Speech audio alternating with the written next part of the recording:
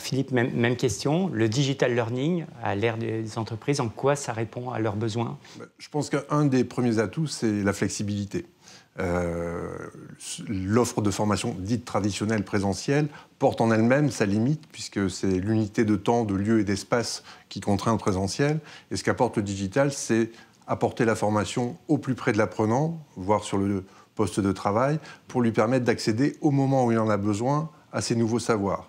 Donc en termes de flexibilité, c'est un apport important. En termes d'efficacité, c'est aussi un apport important, puisqu'on n'apprend jamais aussi bien qu'au moment où on a besoin d'apprendre. Et donc le facteur motivation est un facteur clé dans l'apprentissage. Si on porte la formation au plus près grâce au digital, on a une efficacité de la formation qui est accrue. Donc cette notion de flexibilité, cette notion de juste à temps de la formation, et aussi une notion qui se développe et se développera de plus en plus, c'est le juste assez, c'est-à-dire apporter de la bonne formation au bon individu et selon le dosage dont il a réellement besoin, et non pas selon une offre calibrée sur un individu lambda. Là, on va répondre typiquement aux besoins de chacun et avec la bonne dose d'apprentissage, puisqu'on va pouvoir paramétrer, on va dire, au plus près la réponse aux besoins. D'accord. Alors Philippe, pour aller un petit peu plus loin dans cette question, est-ce que ça veut dire que certaines compétences sont plus spécifiques, sont adaptées pour les formations en digital learning ?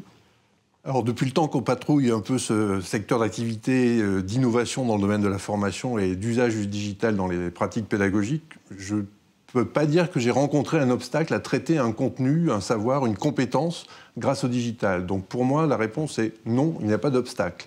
Et plus ça va, plus les développements technologiques sont puissants, plus les offres se sophistiquent, finalement, plus on a de solutions.